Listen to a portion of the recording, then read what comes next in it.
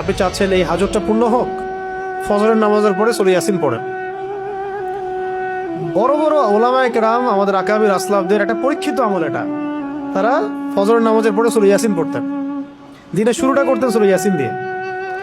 সূরা ইয়াসিনটা খুবই ফজিলতপূর্ণ একটা সূরা, কোরআনের হৃদয় বলা হচ্ছে, এটা গুরুত্বপূর্ণ। এর সাথে আরো আছে আপনার সূরা জিলজাল, তারপর সূরা আদিয়াত, সূরাতুল কদর, ইন্না আনজালনাহু ফি লাইলাতুল কদর, সূরাতুল কাফিরুন, ফালাক নাস ইখলাস, ফালাক নাস ইখলাস।